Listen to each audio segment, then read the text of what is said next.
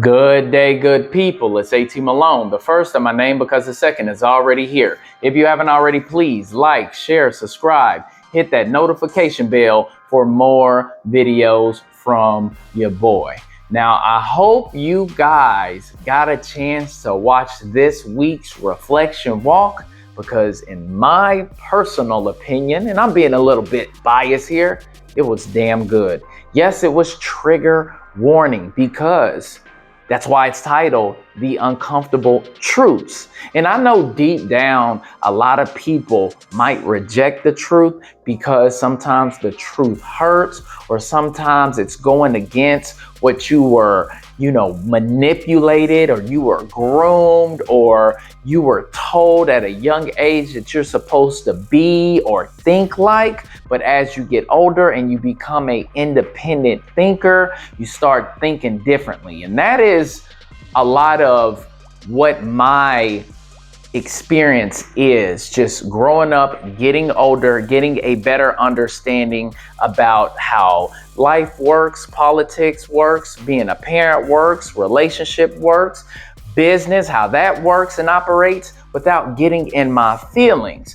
And once you get out of your feelings and start really focusing on the truth, I'm telling you, your whole perspective changes, guys. You're no longer being a part of the sheep or the go along, get along crowd.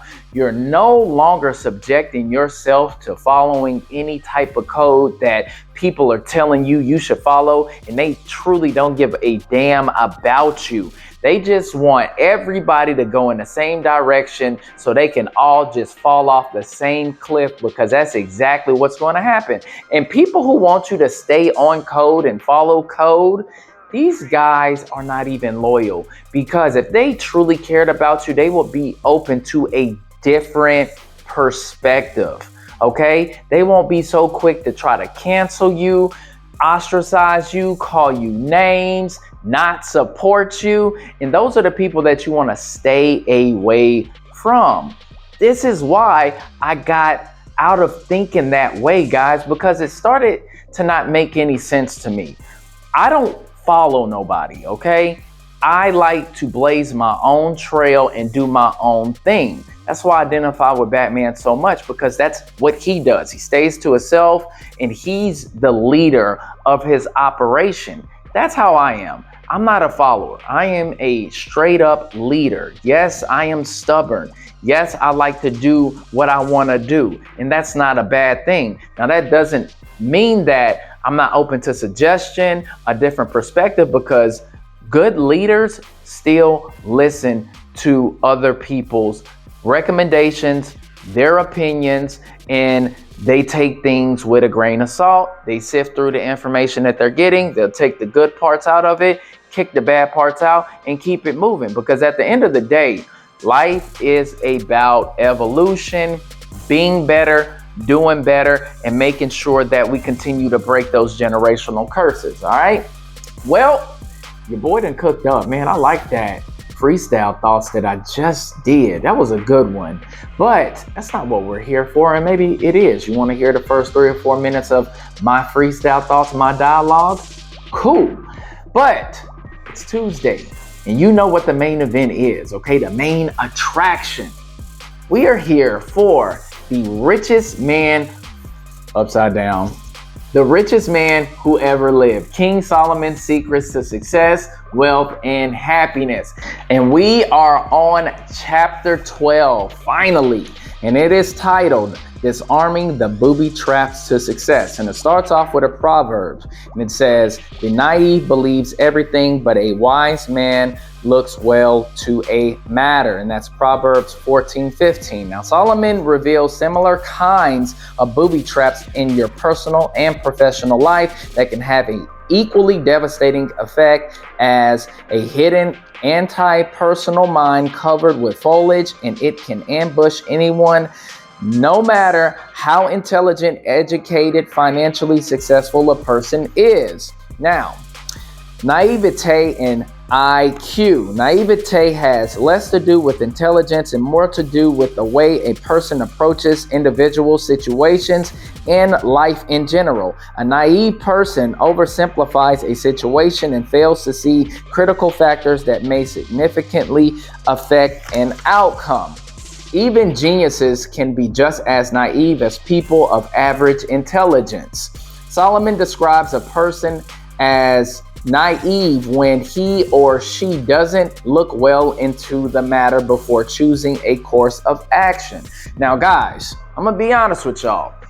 My very first Infiniti G35 that I got, I was extremely naive to the purchasing of that vehicle because I went to the dealership to buy a Chrysler Crossfire. I don't know if y'all know what that is. It's an old vehicle, 2-door. You can actually put a AMG engine inside of that vehicle, and people have done engine swaps on it, but it was a 2-door, nice little sporty coupe.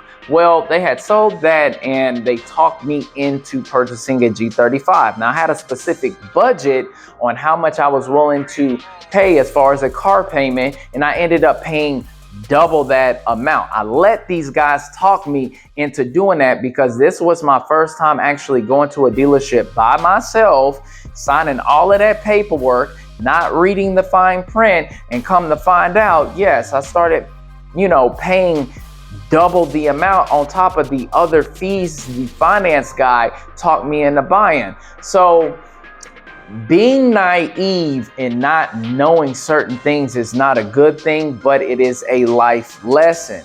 And the lesson in it is when you find out that you are naive because you just did not have any type of history in doing something, any type of experience in doing something, you are going to end up, getting finesse, getting hustled, all of those things above. We all have done it. We all have made mistakes because of naivete.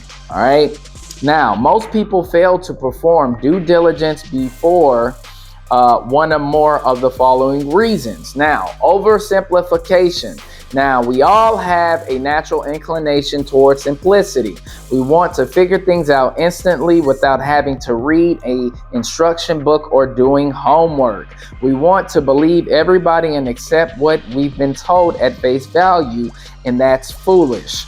In Proverbs 1:22, Solomon says, "How long, O naive ones, will you love simplicity?"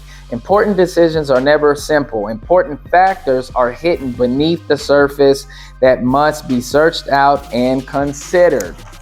Now, this is also why I make my son build things. Anytime that we get new furniture or whatever it is, I make him do that with me so he understands reading the fine details, the actual steps, following those steps, using the right tools for the project, making sure you're using the right nuts and bolts for specific parts when we're putting things together. And this is helping him understand reading the fine print, paying attention to detail. And when he doesn't pay attention to detail, guess what happens? He got to undo everything and use the right part for that specific part.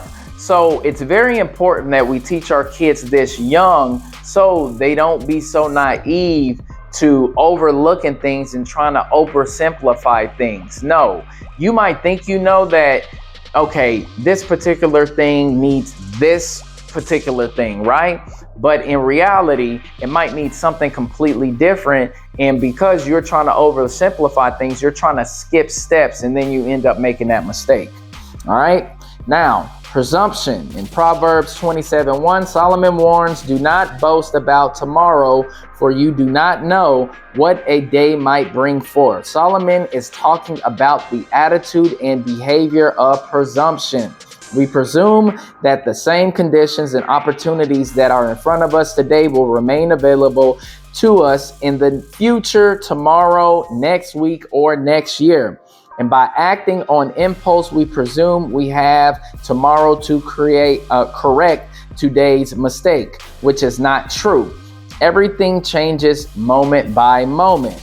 Now, this is why you have to be proactive every day. You have to plan your days out and also have it to where there are variables that might take place. So, for an example, I schedule things out the night before for me and my son, right? But I leave some openings for variables just in case I take longer than expected to do certain things, because I know how life is. I know that monkey wrenches will be thrown in the mix and you have to be able to adjust quick on the fly. And even if things roll over tomorrow, it can't be like half of my schedule of the things that I had to do today and put half of it tomorrow. No, tomorrow's another day, and other things and other factors are going to, play throughout that whole day. So you got to make sure that you plan ahead and not push things off and procrastinate for tomorrow, because you'll always be chasing your tail, playing catch up, and nobody likes to do that. All right.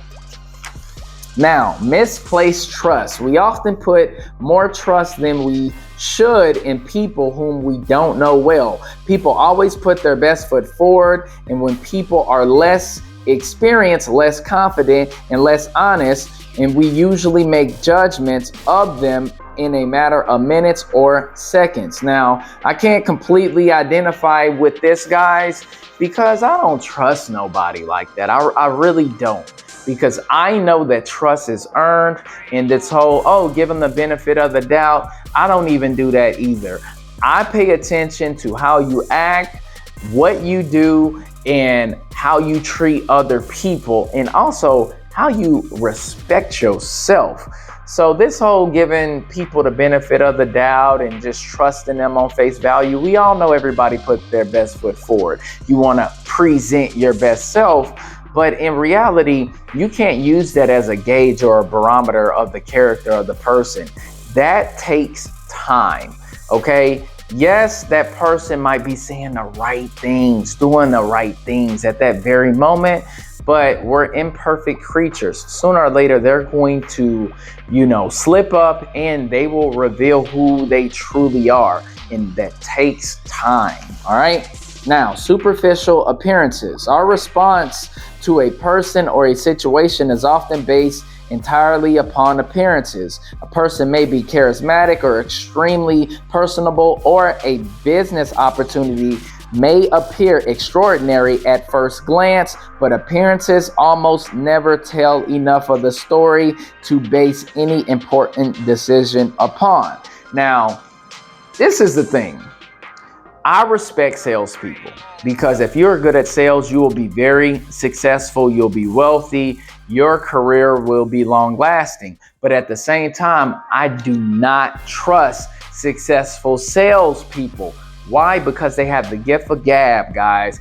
They are very persuasive. They're clean cut. They know how to say the right things. They can talk you into whatever, okay? Whether it's a car salesman, whether it is somebody selling you jewelry, it could be the people at Walmart trying to sell you cable and internet. Listen, a good salesman cannot be trusted. I'm gonna be honest with you guys, because they are just so good at what they do. And like I said before, I respect them. I do. That's the nature of the beast. And it's our responsibility to really see through them being charismatic, see through how attractive they are, especially if they're a woman, guys. Come on.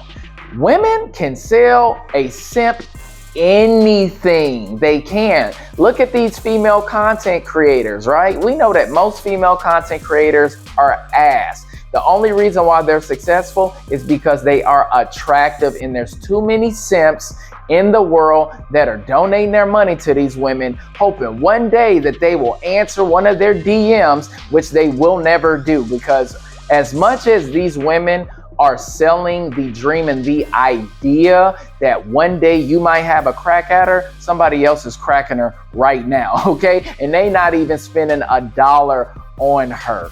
But guys, don't get finessed by these salesmen. Make sure that both of y'all can benefit off of the financial and service exchange. Whatever they're selling you needs to save you money or make you money. And if it's not doing either, then guess what? They're just hustling you at that point, all right?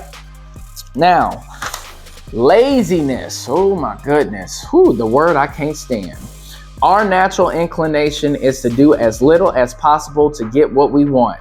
Looking well into the matter requires a lot more effort and creativity than simply accepting a statement or person at face value. What we need to do is apply true diligence to our decision making whenever we are considering an important commitment. Now, this is why AI and this new technology can be dangerous, because once we continue to use it on a regular basis, it becomes part of our lives. We start losing sight of researching ourselves, relying on our own intuitions, making sure that whatever this AI is telling us, we backdoor the AI and make sure that they're telling us the truth, doing our own research and things. Those are the primary mechanics that we were taught to do. Research on your own. I remember having to use dictionaries and encyclopedias, and we already know once Google came out that, hey, that is obsolete now. Going to the library is obsolete now when you have the internet. But we have to make sure, guys, that we don't become so self-reliant on AI that we forget things like writing, reading a actual book, making sure that we can do old school math instead of using AI to do that for us. The more that you're self-reliant on something, the more vulnerable you're going to end up becoming. So be mindful of that. All right. Now, haste. When we are in a hurry to make a decision, we will usually make it without taking enough time to look into the matter thoroughly. In Proverbs 21:5, Solomon warns, "But everyone who is hasty comes surely to poverty." We don't like poverty over here. Haste is one of the most frequent forms of naivete. When people push you to hurry, do not let them, especially if it's an important decision. Now, when I first bought this house, I had a HVAC guy come in because I knew that my unit was old as hell, right? And cool, clean cut brother. We even exchanged cigars, right? We used to, go to the same cigar lounges and, hang out there. Well, I just bought this house and I put $57,000 down on this house. And then I started paying off my debt. So I blew about $70K, okay? So I didn't have a whole bunch of money to spend and I was doing renovations. Well, the guy was trying to make me spend $10K on a new AC unit. And he told me, hey, by the summertime, and this was back in like February, March, he was like, by summertime, this unit's going to be gone and you're going to need to buy a new unit. So you might as well do it now. He's trying to get me to spend $10,000 when even though I had $10,000, I didn't have $10,000, if you know what I'm saying. But guess what? That unit lasted about 5 years after he told me that. And he was pushing me, rushing me, calling me all the time. And I got to the point to where I told him, listen, I'm not going to buy a new unit from you. Stop calling me. And that's what you have to do, guys. Sometimes you got to have a pair of balls and tell people what it is when they're trying to push you to do things that's not really in your best interest, when they're just trying to, make a sale off of you. Fuck what they talking about. You are in the business to save money and get the best deal. They're in the business to try to make money so they can take care of their family. They're not trying to prioritize what's in your best interest. They're doing what's in their best interest. So I'm saying that to say this. Always take your time making a decision. Do not let these people talk you into doing things that could cause you to be in debt, because nobody likes debt. Nobody likes being in debt. And most of the time, the reason why we are in debt is because we allowed other people to push us into making a bad financial decision that wasn't in our best interest. All right. Well, Shoot, I knocked that out in about, what, 15, 16 minutes? Hey, I'm trying to shorten this down as much as possible. That's why I separated my reflection walk, so I can continue to put out the best content possible. But I hope you guys enjoyed it this week, and we're going to continue on chapter 12 next week. Don't forget to like the video, sub to the channel. I appreciate y'all watching. And I got to clip this thing up so I can post it tonight. I'm out of here. Peace. Feel like they trying to box me in, so I keep a small circle around me, so fuck friends. I kept it real out the gate, these other cats pretend.